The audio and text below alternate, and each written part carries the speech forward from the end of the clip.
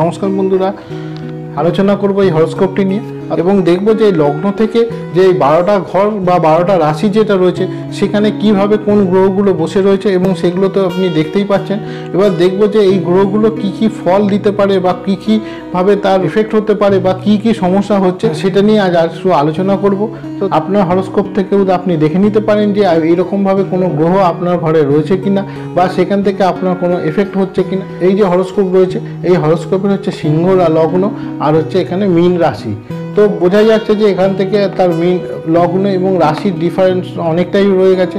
কারণ কি এই লগ্ন থেকে রাশি আছে যে অষ্টম ঘরে চলে গেছে, এটা একটা খারাপ যোগ। আবার দেখে নিন যে কী কী সমস্যা এখান থেকে হতে পারে বা কী কী ভালো ভালো যোগ রয়েছে বা খারাপ যোগ রয়েছে, আগে সেগুলো আপনার একটু দেখে নিন। হরোস্কোপের এটা হচ্ছে লগ্ন অর্থাৎ সিংহ লগ্ন এবং এখানে হচ্ছে রাশি অর্থাৎ মীন রাশি। তো এবার দেখে নিন যে কীভাবে গ্রহগুলো সাজানো রয়েছে, তার কী কী ফল হতে পারে বা কী কী খারাপ হতে পারে। মূলত লগ্নে কিন্তু রাহু রয়েছে, লগ্নে রাহু থাকলে অনেক রকম প্রবলেম এসে যায়।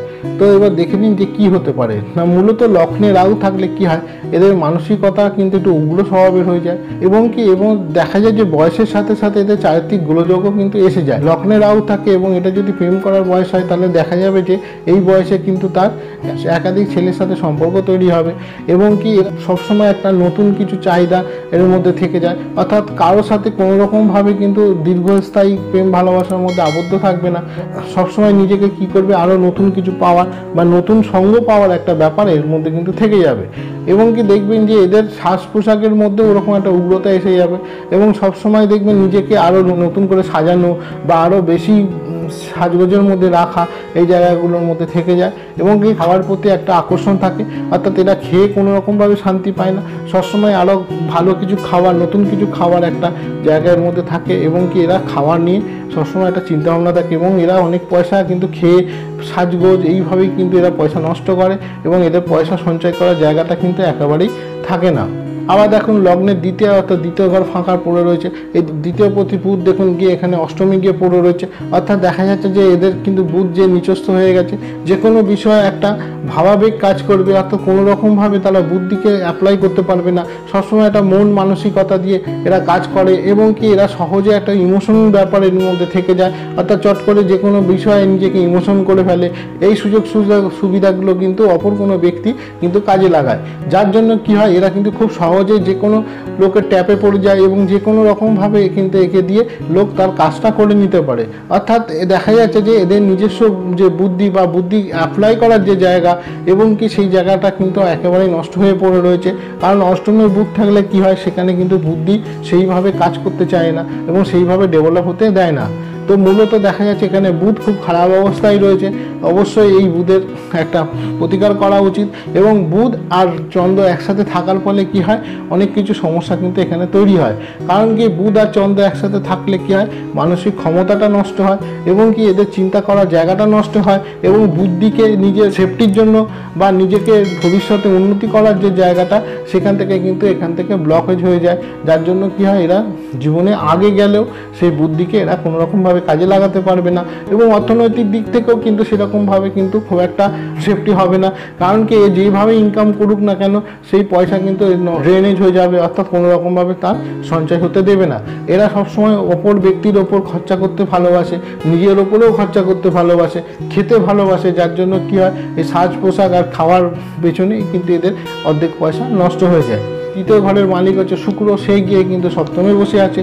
শুক্র কিন্তু কেতুযুক্ত হয়ে গেছে এবং শুক্র আর কেতু একসাথে রয়েছে এবং কিন্তু লগ্নের উপর দৃষ্টি দিচ্ছে এবং রাহু কিন্তু শুক্রকে দেখছে। তো এই যে ব্যাপারটা যে আদান প্রদান হচ্ছে, এতে কি হয়, তার চারিত্রিকগত অনেক প্রবলেম এসে যায়, চারিত্রিক সমস্যা তৈরি হয় এবং দেখা যায় যে একাধিক সঙ্গদোষ এবং একাধিক প্রেম ভালোবাসার মধ্যে আবদ্ধ হয়ে যায় এবং পরবর্তীকালের বয়স বাড়ার সঙ্গে সঙ্গে দেখবেন নেশাগ্রস্ত হয়ে যায় এবং এই যে জায়গাটা তৈরি হয় সেখানে গিয়ে কিন্তু নতুন কিছু এক্সপেরিমেন্ট করা বা নতুন কিছু চাহিদা এখানে তৈরি হয়। সঙ্গদোষটা খারাপ পাবে এবং সেই সঙ্গদোষে পড়লে এর কথাবার্তাও খারাপ হয়ে যাবে এবং এখান থেকে অনেক কিছু চাহিদা কিন্তু পূরণ হবে না। তার কারণ লগ্নের ওপর যে শুক্র এবং রাহুর যে দৃষ্টি থাকে, এদের শারীরিক চাহিদাও বৃদ্ধি হয়ে যায় এবং একাধিকভাবে কিন্তু এরা শারীরিক সম্পর্কে লিপ্ত হতে থাকে এবং দেখবেন যে দিনকে দিন এরা নেশাগ্রস্ত হবে এবং নিজেকে কিন্তু খারাপ জায়গায় নিয়ে যাওয়ার জায়গা এরা তৈরি করে নেয়। যার জন্য কি হয়, এই সব জায়গাগুলো যে যোগগুলো রয়েছে সেগুলো কিন্তু অনেকটা খারাপের দিকে এদের নিয়ে যায় তো নিজেকে এটা সামলাতে হবে। কিন্তু বৃহস্পতি থাকার জন্য কি হয়, অনেকটা ভালো হবে। কখন ভালো হবে? যখন তার বয়স অনেক বেশি হয়ে যাবে তখন গিয়ে ভালো হবে।